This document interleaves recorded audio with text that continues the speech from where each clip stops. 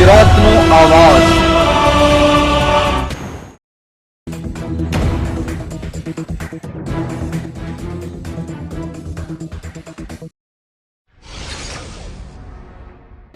આણંદ જિલ્લાના ઉમરેઠ ખાતે ઉમરેઠના શહેનશાહ હજરત સૈફુલ્લાહ બાવાના સંદલ શરીફની ઉજવણી કરાઈ। આણંદ જિલ્લાના ઉમરેઠ ખાતે આવેલી સુપ્રસિદ્ધ દરગાહ હજરત સૈફુલ્લાહ બાવાના 77માં સંદલ અને શરીફની શાનદાર રીતે ઉજવણી કરાઈ।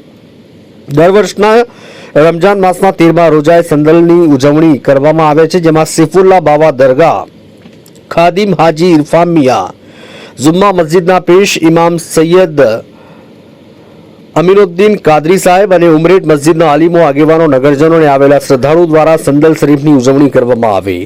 હિન્દુ મુસ્લિમી આસ્થાના પ્રતીક સમાન દરગાહ આ પ્રસંગે હિન્દુ શ્રદ્ધાળુ દ્વારા ફૂલહાર, ફૂલની ચાદર, અત્તર વગેરેનો વિધિવત ચઢાવો વર્ષોથી પરંપરાગત રીતે ઉજવાતા ઉર્સ પ્રસંગે વર્ષોથી ચાલી આવતી પરંપરા મુજબ દરગાહ ઉપર સંદલ શરીફ અર્પણ કરી ઉર્સની ઉજવણીનું પ્રસ્થાન કરાવ્યું હતું। આ પ્રસંગે હિન્દુ મુસ્લિમ શ્રદ્ધાળુ દ્વારા ફૂલહાર, ફૂલની ચાદર, અત્તર વગેરેનો વિધિવત ચઢાવ કરી વાલીઓનો આદર કરી આદર ભાવથી પ્રેમથી શ્રદ્ધા સુમન અર્પણ કરાય છે। જ્યારે ઉમરેઠની ધર્મપ્રેમી જનતા દરેક જાતના ઉત્સવ રંગે ચંગે ઉજવવામાં પાછી પાની કરતી નથી। હાલમાં મુસલમાનોનો રમજાન માસ ચાલે છે, જેમાં 13મા અને 14મા રોજે શહેરી ઇફતારીનું આયોજન દરગાહ પર કરવામાં આવે છે, જેમાં મોટી સંખ્યામાં લોકો જોડાય છે।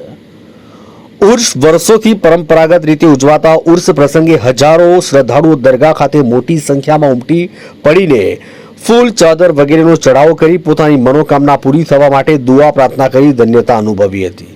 સાથે સાથે ઉર્સ પ્રસંગે લોકોના દુઃખ દર્દ દૂર કરી સુખ આપનાર એવા અલ્લાહના વલી હજરત શહેનશાહ હજરત સૈફુલ્લાહ બાવાની દરગાહ ખાતે દૂર દૂરથી શ્રદ્ધાળુઓ આવી પોતાની મન્નતો પૂરી કરતા નજરે પડ્યા હતા, જેમાં સમસ્ત હિન્દુ મુસ્લિમ બિરાદરોએ આજના પ્રસંગનો લાભ લીધો હતો।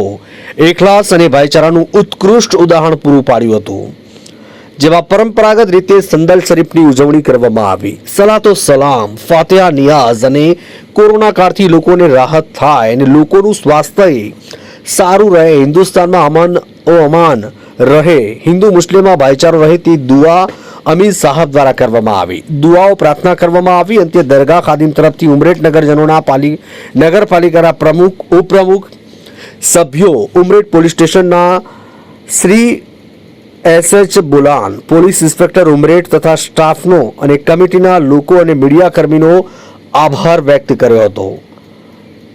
આણંદથી બસર મલિકનો રિપોર્ટ।